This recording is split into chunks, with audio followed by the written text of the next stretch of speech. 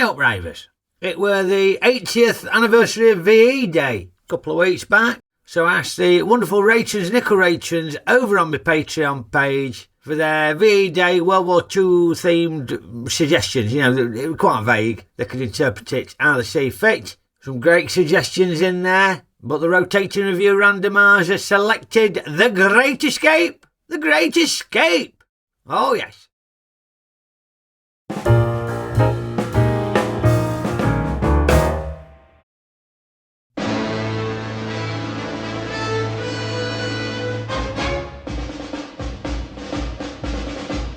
Now, I'm not going to lie to you. As soon as I hear the first bars of that music, I get excited. It's got to be one of the best movie themes of all time, ain't it? It is absolutely brilliant.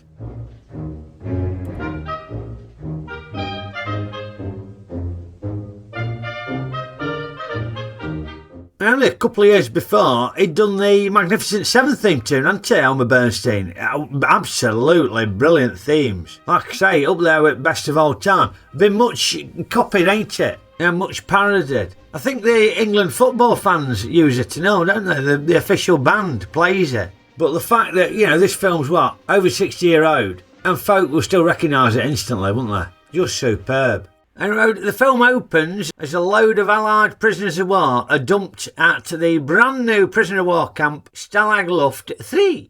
And we see lots of famous faces amongst the POWs, including, of course, Steve McQueen and James Garner, Charles Bronson and John Layton. Now, some of you might be thinking, who's John Layton? He ain't that famous. Well, no, he ain't as famous as the others, but did a bit of singing in the 60s. Even released a single singing along to the Great Escape theme tune. Mabel, I love you, Mabel. I love you as much as I am able. Who else do we get? David McCallum, one of the men from Uncle, of course. And James Coburn, who were in like Flint, weren't he, with our man Flint, another spy bloke. And Shuggy McPhee from Crossroads. Now, Group Captain Ramsey, the highest ranked POW, meets with Colonel Von Luger, the camp commandant. And it's apparent that all these new prisoners are all the tricky buggers who keep trying to escape. So they've put all the rotten apples in one basket, if you like. Rotten from the Germans' perspective, not from ours, obviously. And Von Luger says, right, that's it, no more playing silly buggers, no more escaping. Colonel Von Luger, it is the sworn duty of all officers to try to escape. If they can't, it is their sworn duty to cause the enemy to use an inordinate number of troops to guard them, and their sworn duty to harass the enemy to the best of their ability. And sure enough, no sooner have the prisoners arrived at the camp than they're making nuisances of the Sens and trying to escape. Bronson and Coburn try disguising the Sens as Russian workers.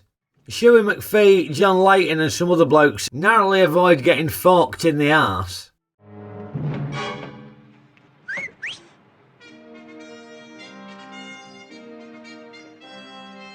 And Steve McQueen causes a right kerfuffle trying to get his baseball back. Next season, don't joke! So they decide to make an example of McQueen and also Shuey McPhee because he blows a raspberry, by sending them both to the cooler. Now, we're probably barely 15 minutes into the film here, but we've already seen examples of stiff upper lippery and defiance in the face of the enemy. These prisoners are giving them the proverbial two fingers, but very subtle bit of acting there from Angus Lenny as Shuey, or Ives, as he's called in this. Notice in the face of the enemy, he's just grinning away like it's all a joke, all water off a duck's back. But as soon as he's on his own, the mask slips just a little bit. That's a sign of things to come, that is. Whereas Steve McQueen's hilt seems more mentally suited to the solitary confinement. Looks like he'll be able to cope with it a bit better. Quite happy keeping himself occupied, chucking a baseball about. Which is obviously a very American thing to do, baseball, isn't it? But in the real Great Escape, the only American involved in that were a British citizen. So they're taking artistic liberties here, ain't they? So they can appeal to American audiences by having American characters in it who look like Steve McQueen. But in the real Great Escape, the escapees look like this. I was just giving this young lady some moral guidance. Yeah, Peter Butterworth, star of the Carry On films, were a real-life prisoner in Stalag Luft III. And he weren't the only bloke with links to the Carry On films in there. Yes, another POW pal, now celebrated writer of the famous Carry On film series, Talbot Rothwell.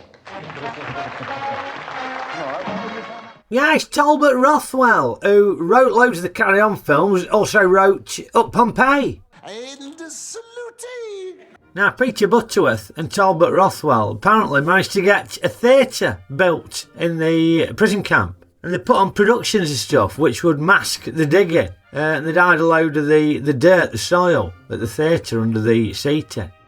Now, apparently Peter Butterworth worked for MI9, which were the British intelligence unit that helped with prison escapes. And he'd feed information to them by code. But he weren't just involved with the Great Escape. He were also involved with the wooden horse escape, where they dug a hole underneath this wooden gymnastics horse. And over the course of a few months, managed to dig the sense out of the compound. Well, he were one of the jumpers. He were one of the vaulters who'd jump over the horse, covering up the digging. Are you honestly saying that Peter Butterworth of Carry On Up the Khyber was involved in both the Great Escape and the wooden horse? Yeah, yes, he was. So yeah, Peter Butterworth, what an amazing character. Hey, but this really took the biscuit.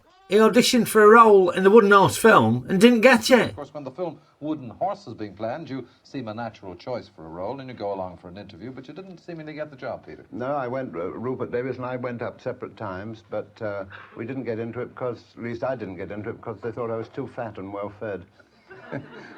Now, well, the Wooden Horse's loss is the Carry On team's gain. And wrote a new arrival, Stalag Luft III, is Richard Attenborough, playing Squadron Leader Roger Bartlett, codename Big X. I can't work out whether Big X sounds more like a chewing gum or a porn star. But anyway, Big X, he is the brains behind escape attempts. So he very quickly gathers together all the main men in the camp to explain how they're going to tunnel out of this one. There'll be 3. We'll call them Tom, Dick and Harry. So already they got the work cut out with all the digging they got to do. But it's clear why when Big X tells them how many men he wants to escape. 250. Yeah, the Wooden Horse escape only got 3 out. So this escape is designed to cause as much disruption for the Jerrys as possible. So who's doing what? Well, we know Richard Attenborough, Bartlett, he's Big X, he's in charge. Gordon Jackson, he's MacDonald, he's second in command. James Garner is Hendley, the scrounger, who just goes around nicking stuff that they can use for the escape. Bronson and John Layton, they are Danny and Willie, the Tunnel Kings, who are responsible for doing all the digging. James Coburn is Sedgwick, the bloke who's in charge of building all the tools and whatnot that they need for the escape. And Donald Pleasance is Blythe, the forger. Yeah, lovely chap, very mild-mannered, polite chap. Very different to the baddies he would play later in his career. Played loads of baddies, didn't he?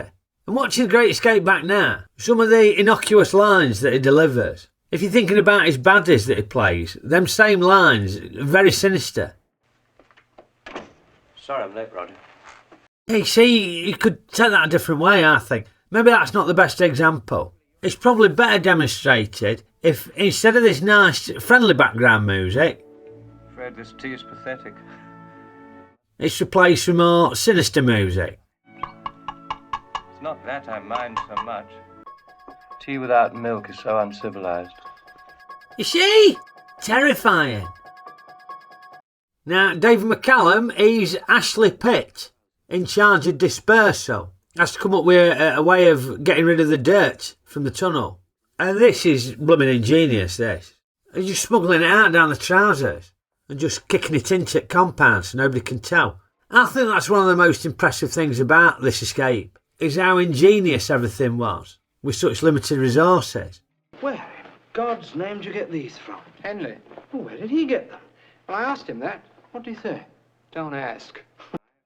Now, Hiltz and Ives, they keep trying to escape, partly to keep the German guards occupied, so they don't get suspicious with no escape attempts happening, but also because Ives is going crackers.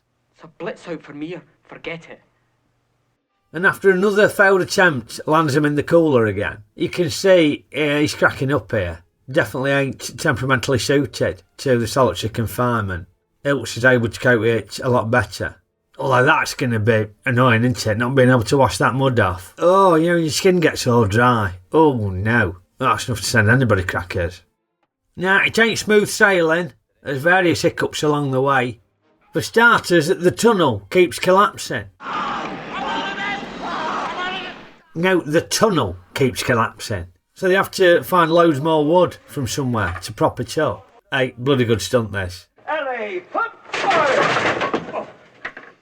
That's up there with Michael Crawford level of stunts, that. Also, Blythe realises he's starting to go blind. Not great if you're a forger. Worst of all, one of the tunnels gets discovered. And that's the last straw for Ives, who in his despair decides to just make a run for it and get shot down on the fence. Very sad. Not least because just a minute before he were having a good time with Gordon Jackson, fellow Scotsman, having a sing-song. This film does that very well, balancing bits of comedy with tragedy. As we've seen, there's good jokes in it. Wow. Lots of light-hearted bits, but then you got lots of tragic bits as well. Director John Sturges does a great job with it. He was coming off the back of the Magnificent Seven and all. Plus you got 3 of the Magnificent Seven in this, ain't you? In McQueen, Bronson and Coburn. And road, the shooting of Ives motivates them all to get one of the other tunnels finished. And they're just doing the last minute prep before they launch their escape. Warum sind Sie hier? Ich habe Urlaub bekommen. Ich gehe nach München und besuche meine kranke Mutter. Your German's very good. Oh, thanks, Mac. I've put in a lot of... Oh, now watch it, Haynes. It's the easiest way in the world to trip up a suspect. Don't fall for that old gag. Oh, rookie mistake that, isn't it? Rookie mistake. You wouldn't catch Gordon Jackson doing some of that stupid, would you? No. Now, it comes to the night of the escape, but unfortunately, somebody's dropped a massive bollock. You're 20 feet short of the woods. The hole is right here in the open. The guard is between us and the lights. Which massively slows down the rate at which they can escape. But they manage to get 76 out before this clumsy pillock falls over and draws attention to his son, bringing the guards down on top of him. And the last act of the film sees us following the escapees, wondering which ones are going to make it to safety and which ones are going to get recaptured, or worse, bumped off. And it's thrilling. Some scenes are very tense, and the different escapees have got different skills to help them evade capture, such as being able to speak German. Good luck. Thank you. Oh, you great tit. And of course we get Steve McQueen's famous motorcycle stunts, don't we? Again, this weren't realistic, this didn't happen. But Steve McQueen's just got it written into the script so he can do some daring deeds on a motorbike, ain't he? And it's exciting, so, you know, fair enough. But I reckon the greatest trick that John Sturges is able to pull is to somehow give it a bit of a feel-good ending, despite the fact that 50 of the escapees have been murdered by the Gestapo. I mean, only 3 managed to escape. James Coburn, along with his bloody awful Australian accent, bloody good, is able to make it to Spain, and Charles Bronson and John Layton bugger off in a rowing boat and stow away on a ship. But despite this limited success, Steve McQueen getting recaptured, chucked back in the cooler, along with his baseball, they somehow managed to make it feel like a big defiant V sign in the face of the Nazis. Hey, Hilt!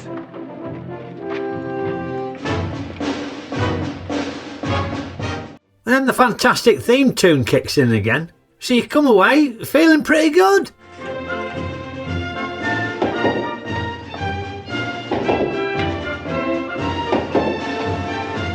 Okeydoo, on to raise ratings. Well, it's safe to say when this came out in the 60s, I was really looking forward to it. Exactly my cup of tea. I'd got pretty big expectations. 4 or 5, I'll split the difference. 4.5 star film. Now, obviously, watching it nowadays, you're watching it through different goggles to when you watched it as a teenager. And you could argue, yeah, it ain't always historically accurate. They've obviously Americanised it. Steve McQueen has, you know, added loads of bits in for him to make it sexy for the American audiences. So probably you could argue it's a 3-star, 4.5 star film. But I'm not going to argue that. I'm going to rate this on how much I enjoy watching it. And I bloody love it. So I'm rating The Great Escape a 5-star, 4.5 star film. Yes, indeed. Now, they did a sequel 25 years later. I ain't ever seen this. I gather it's a bit crap. But here's an interesting fact for you. Guess who turns up as an evil Gestapo officer? Morning, Herr Whelan. Donald Pleasance. Sinister, exactly. Daft bit of casting that, isn't it? It's like when Telly Savalas popped up as the Major in the Dirty Dozen sequels, having been the rapist murderer in the first one. It's stupid, having him pop up as a different character in the same universe. Yeah, one bloke playing multiple roles within the same universe. It just stretches credibility, doesn't it? Ladies and gentlemen, welcoming. Please excuse things. Good evening, ladies and gentlemen. Well, I hope you enjoyed my review of The Great Escape, Rayvers. Also, hope you enjoyed finding out about Peter Butterworth as much as I did. What a character. And if you did like it, poke the old like button for me. Give it a good old poke. Or maybe chuck your baseball at it, like Steve McQueen would do. And remember to share our reviews with your mates. And subscribe to the channel if you ain't already a subscriber. Much appreciated. As are all the great comments you lot keep popping on. Keep them coming. It's a lovely community. It's the Ray Reviews channel, and that's thanks to you lot. So thank you very much indeed. Great escapism. Pun intended. And if you want to suggest some reviews, why not become a nickel ratron or a ratron over on my Patreon page? I'll pop a link in the description below. As well as putting your suggestions forward for the rotating review randomizer, you get early access, monthly podcasts, brainiac challenges, and the full ratrons get a horse in the annual Ray Ruttle's Race Night Tournament. So come and join us. And copyright box permitting, I'll be back with another review for you very soon. So I will see you next time. Okeydoo.